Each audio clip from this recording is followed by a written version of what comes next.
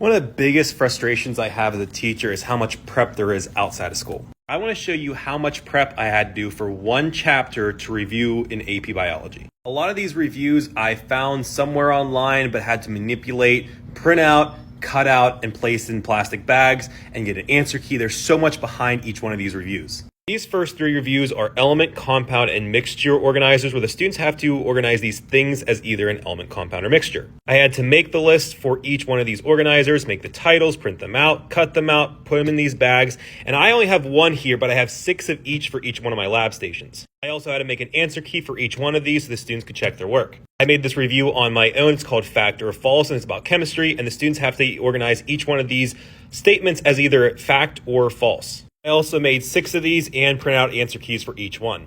Here's a different element and compound sorter where the students get these cards with these circles that represent atoms of elements, and they have to figure out which column to go in. This one I found online as a worksheet and printed them out, cut them out, print out titles, made 6 of these for each lab stations, and made answer keys. This is another one I made on my own. It's about the atomic structure, and the students just have to organize the subatomic particles and their characteristics in the right column, and there's an answer key, made 6 of these for each lab station. Here's another element and compound sorter, and I actually got to print this one out in color.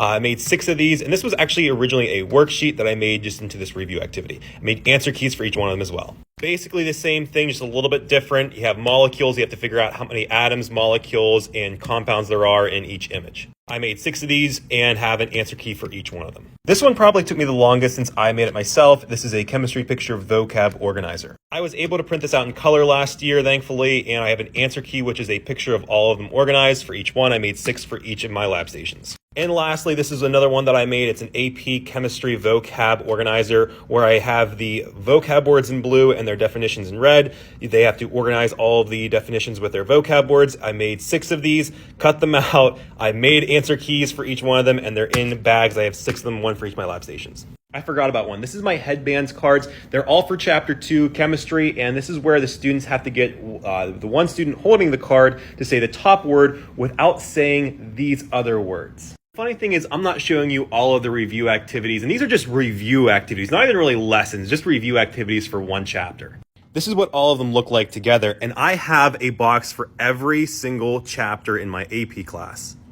And that's just one class. I have multiple different classes throughout the day, and I actually don't have as many classes as I've heard of other teachers. I only have like 2.5 preps. There are some teachers out there with like 4 or 5 preps. I don't know how they do it. But this is one of my biggest gripes in education, is how much prep time there is and how much time we don't have. By the way, if you're looking for any of those resources, I have them all for free on my Teacher Pay Teachers.